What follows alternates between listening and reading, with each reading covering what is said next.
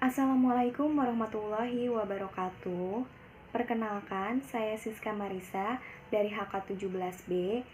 Di sini di mata kuliah Hukum Perusahaan, saya bersama teman-teman saya akan menjelaskan tentang yayasan. Untuk pemateri pertama, saya akan menjelaskan tentang pengertian yayasan. Baiklah, untuk mempersingkat waktu, langsung saja ke pembahasan. Pengertian yayasan. Yayasan adalah suatu badan hukum yang mempunyai maksud dan tujuan yang bersifat sosial, keagamaan, kemanusiaan. Didirikan dengan memperhatikan persyaratan formal yang ditentukan oleh undang-undang. Di Indonesia, yayasan diatur dalam Undang-Undang Nomor 28 Tahun 2014 tentang perubahan atas Undang-Undang Nomor 16 Tahun 2001 tentang yayasan. Untuk mendirikan sebuah yayasan dilakukan dengan akta notaris dan mempunyai status badan hukum, karena yayasan merupakan badan hukum yang resmi, sehingga dibutuhkan pengesahan oleh Menteri Kehakiman dan Hak Asasi Manusia atau pejabat yang ditunjuk. Pengertian yayasan adalah badan hukum yang kekayaannya terdiri dari kekayaan yang dipisahkan dan diperuntukkan untuk mencapai suatu tujuan tertentu di bidang sosial, keagamaan, dan kemanusiaan. Selanjutnya di sini ada organ-organ yayasan, yang mana dalam organ-organ yayasan terdiri dari 3 bagian. Yang pertama, Dewan Pembina. Yang kedua, Dewan Pengurus, dan yang ketiga, Dewan Pengawas. Untuk penjelasannya, yang pertama, Dewan Pembina.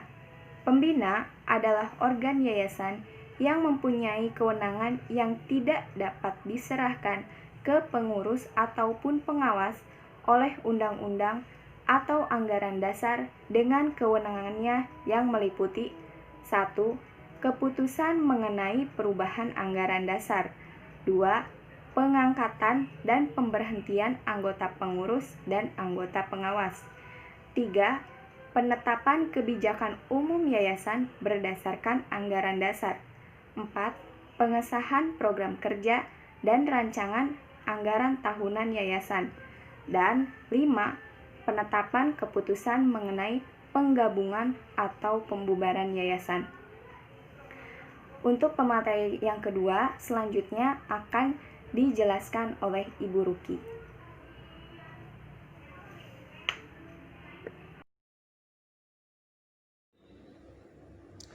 Dewan Pengurus.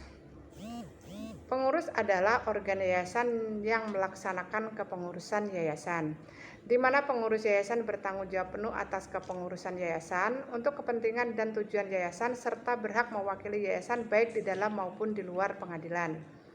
Setiap pengurus akan menjalankan tugas dengan itikat baik, penuh tanggung jawab untuk kepentingan dan tujuan yayasan.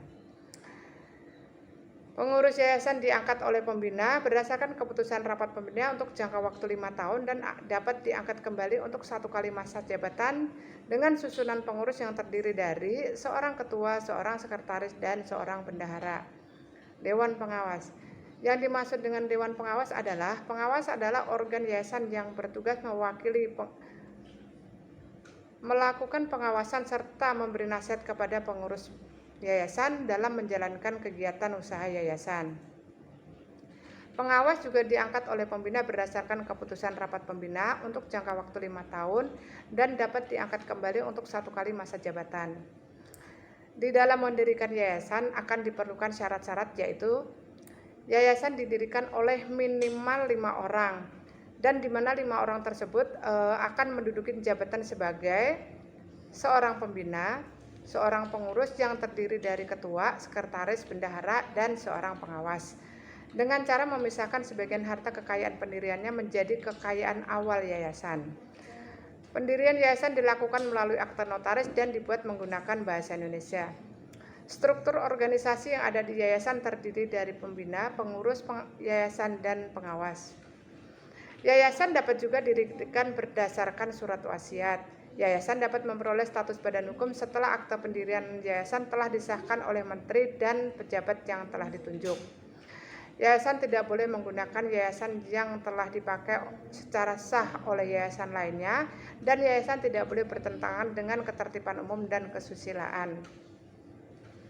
Adapun dokumen yang dipersiapkan untuk mendirikan yayasan adalah sebagai berikut. Akte pendirian yayasan yang dibuat oleh notaris, surat keterangan domisili dari kelurahan atau kecamatan, surat keterangan terdaftar atau NPWP dari kantor pajak, surat keputusan Menteri Hukum dan HAM RI, pengumuman dalam berita negara Republik Indonesia, dan tanda daftar yayasan dari Dinas Sosial. Ya baik, terima kasih. Sifat dan karakter yayasan.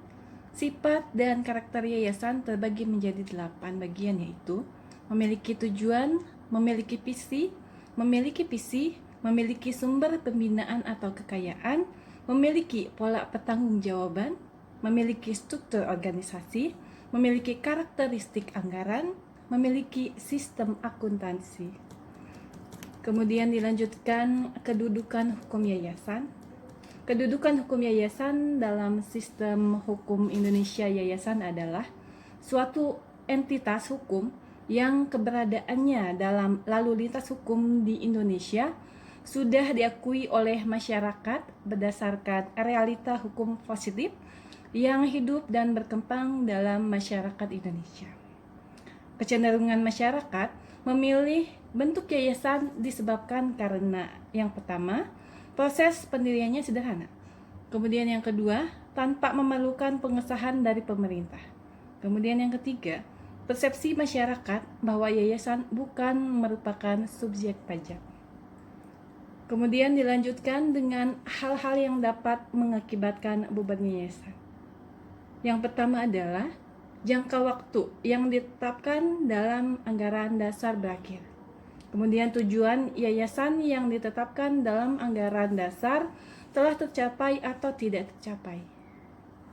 Kemudian putusan pengadilan yang telah memperboleh kekuatan hukum tetap berdasarkan atasan bahwa yayasan melanggar ketertiban umum, tidak mampu membayar hutangnya setelah dinyatakan pailit, harta kekayaan yayasan tidak cukup untuk melunasi hutangnya setelah pernyataan pailit, serta pembubaran yayasan diikuti dengan proses likuidasi atau pemberesan kekayaan dilakukan oleh likuidator apabila hasil likuidasi menghasilkan sisa kekayaan dari yayasan, maka sisa kekayaan itu kemudian diserahkan kepada yayasan lain yang mempunyai kesamaan kegiatan dengan yayasan yang bubar, atau diserahkan kepada badan hukum lain dengan kegiatan yang sama, atau juga dapat sisa kekayaan yayasan yang bubar diserahkan kepada negara. Terima kasih. Selanjutnya dilanjutkan oleh Lydia. Kedudukan hukum yayasan dalam sistem hukum Indonesia. Yayasan adalah suatu entitas hukum yang keberadaannya dalam lalu lintas hukum di Indonesia sudah diakui oleh masyarakat berdasarkan realita hukum positif yang hidup dan berkembang dalam masyarakat Indonesia. Kecenderungan masyarakat memilih bentuk yayasan disebabkan karena ada 3 hal. Yang pertama, proses pendiriannya sederhana. Yang kedua, tanpa memerlukan pengesahan dari pemerintah. Dan yang ketiga, persepsi masyarakat bahwa yayasan bukan merupakan subjek pajak. Selanjutnya, saya akan memaparkan materi mengenai hal-hal yang dapat mengakibatkan bubarnya yayasan. Di sini ada 3 hal. Yang pertama, jangka waktu yang ditetapkan dalam anggaran dasar berakhir. Yang kedua, tujuan yayasan yang ditetapkan dalam anggaran dasar telah tercapai atau tidak tercapai. Yang ketiga, putusan pengadilan yang telah memperoleh kekuatan hukum tetap berdasarkan alasan bahwa yayasan melanggar ketertiban hukum, tidak mampu membayar hutangnya setelah dinyatakan pailit.